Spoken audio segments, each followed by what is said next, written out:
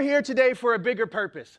There's a bigger issue that's happening right now that a lot of people aren't ready to talk about, aren't willing to talk about, don't really know how to address or how to face, and that is the attack on our freedoms that are happening right here on home soil in America. The place where it is the beacon of hope for a lot of places around the world that are literally struggling, doing everything they can to emulate us, to get here, to live the way we do, and we're squandering it away by electing all of these people that don't really have it all together, if we can just agree on that.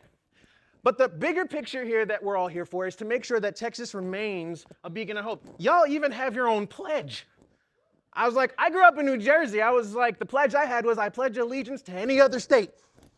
And then I bounced. So I'm an Olympian.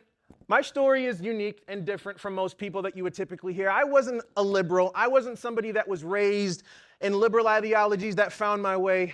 Outside of being conservative, outside of being an Olympian, outside of being an athlete, the thing that I am most proud of is I'm a Christian. And I believe that this is God's country. We're still on His world, we're still on His time, and as long as He is in control, you know that He can't get voted out, He can't get impeached, there's no insurrection that can overthrow Him, His term doesn't end, His presidency doesn't do all that, He sits outside of theocracy, everything in His world is what He says and what we do in spite of all of that. And right now there's a big attack on that, which is now in the issues that we're starting to see nowadays. And it's happening in places that you never thought it would get to, but it's here.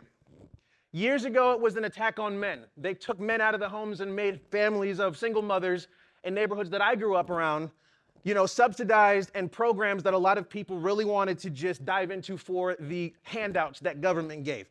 But anyone that knows or has common sense about anything knows that government handouts always come with strings attached. Can we agree on that?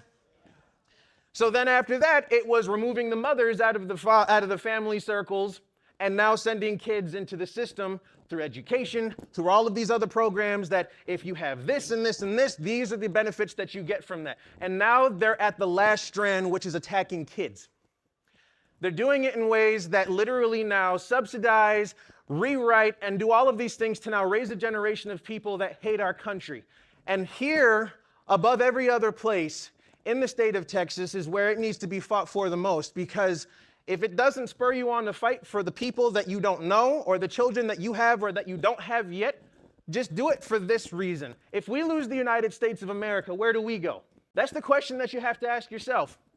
Anyone want to go to Canada? I hear it's very well this time of year if you disagree with transgenders. Anyone want to go to Mexico? Oh, you don't want to work on your tan?